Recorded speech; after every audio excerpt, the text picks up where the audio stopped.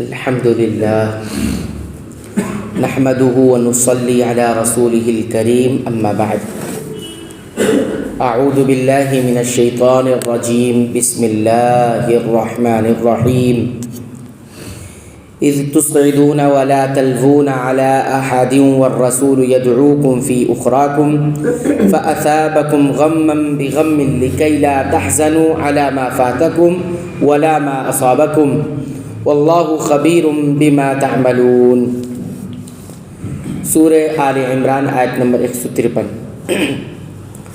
جب کہ تم چڑھے چلے جا رہے تھے اور کسی کی طرف توجہ تک نہیں کرتے تھے اور اللہ تعالیٰ کے رسول تمہیں تمہارے پیچھے سے آوازیں دے رہے تھے، بس تمہیں غم پر غم پہنچا تاکہ تم فوت شدہ چیز پر غمگین نہ ہو اور نہ پہنچنے والی تکلیف پر اداس ہو۔ اللہ تعالیٰ تمہارے اعمال سے خبردار ہے۔ کفار کے یکبارگی اچانک حملے سے مسلمانوں میں جو بھگدڑ مچی اور مسلمانوں کی اکثریت نے راہ فرار اختیار کی، یہ اس کا نقشہ بیان کیا جا رہا ہے۔ نبی صلی اللہ علیہ وسلم اپنے ساتھیوں سمیت پیچھے رہ گئے اور مسلمانوں کو پکارتے رہے، اللہ کے بندو میری طرف لوٹ کر آؤ، اللہ کے بندو میری طرف لوٹ کے آؤ، لیکن پریشانی کے عالم میں یہ پکار کون سنتا۔ فَأَصَابَكُمْ تمہاری کوتاہی کے بدلے میں تمہیں غم پر غم دیا۔ غم بغم، اس کا معنی ہے غم پر غم۔ ابن جریر اور ابن کثیر کے اختیار کردہ راجح قول کے مطابق پہلے غم سے مراد مال غنیمت اور کفار پر فتح و ظفر سے محرومی کا غم، اور دوسرے غم سے مراد ہے مسلمانوں کی شہادت، ان کے زخمی ہونے، نبی صلی اللہ علیہ وسلم کے حکم کی خلاف ورزی اور آپ صلی اللہ علیہ وسلم کی خبر شہادت سے پہنچنے والا غم۔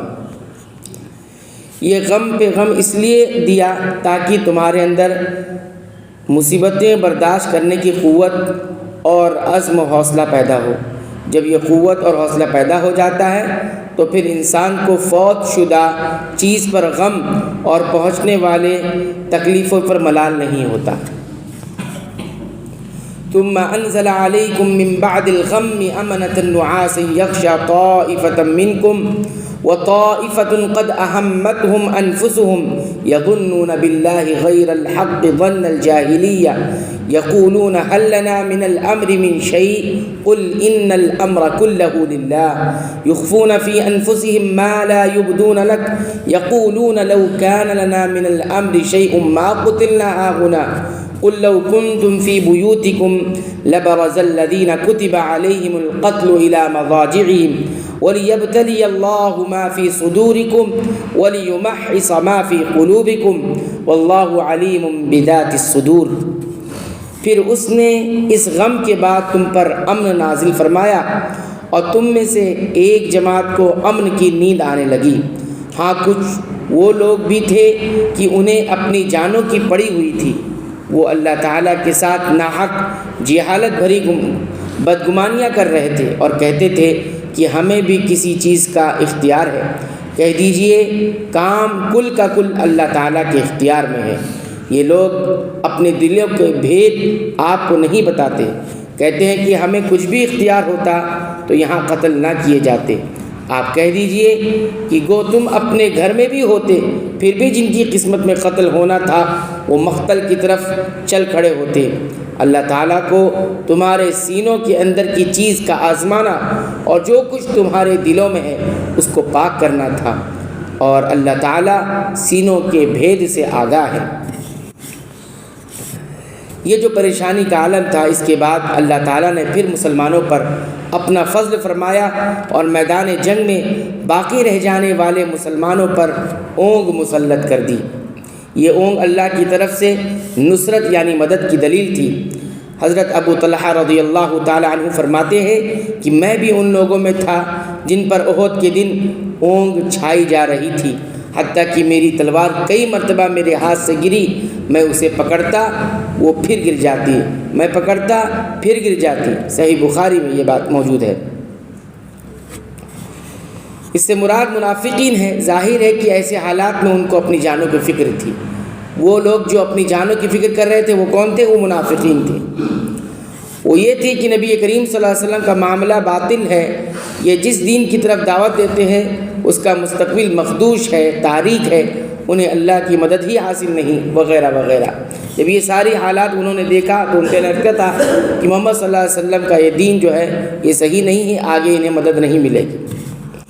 یعنی کیا اب ہمارے لیے اللہ تعالیٰ کی طرف سے کسی فتح و نصرت کا امکان ہے، یا یہ کہ ہماری بھی کوئی بات چل سکتی ہے اور مانی جا سکتی ہے؟ تمہارے یا دشمن کے اختیار میں نہیں، مدد بھی اس کی طرف سے آئے گی اور کامیابی بھی اسی حکم سے ہوگی، اور امر و نہی بھی اسی کا ہے۔ اپنے دلوں میں نفاق چھپائے ہوئے ہیں، ظاہر یہ کرتے ہیں کہ رہنمائی کے طالب ہیں، یہ وہ آپس میں کہتے ہیں یا اپنے دل میں کہتے ہیں۔ اللہ تعالیٰ نے فرمایا اس قسم کی باتوں کا کیا فائدہ؟ موت تو ہر صورت میں آنی ہے اور اسی جگہ پر آنی ہے جہاں اللہ تعالیٰ کی طرف سے لکھ دی گئی۔ اگر تم گھروں میں بیٹھے ہوتے اور تمہاری موت کسی مقتل میں لکھی ہوتی تو تمہیں قضا ضرور وہاں کھینچ کر لے جاتی۔ یہ جو کچھ ہوا اس سے ایک مقصد یہ بھی تھا کہ تمہارے سینوں کے اندر جو کچھ ہے یعنی ایمان اسے آزمائے، تاکہ منافق الگ ہو جائیں اور پھر تمہارے دلوں کو شیطانی وسوسوں سے پاک کر دے۔ اس کو تو علم ہے کہ مخلص مسلمان کون ہے اور نفاق کا لبادہ کس نے اوڑھ رکھا ہے۔ جہاد کی متعدد حکمتوں میں سے ایک حکمت یہ ہے کہ اس سے مومن اور منافق کھل کر سامنے آ جاتے ہیں، جنہیں عام لوگ دیکھ اور پہچان لیتے ہیں۔ اللہ تعالیٰ سے دعا ہے رب العالمین تو ہمیں قرآن حکیم کی تلاوت کی پابندی سے توفیق عطا فرما، اس کے مطابق عمل کی توفیق عطا فرما۔ اے اللہ تو ہماری مغفرت فرما دے، ہمارے والدین کی مغفرت فرما، تمام مسلمانوں مومنوں اہل توحید کی مغفرت فرما، آمین۔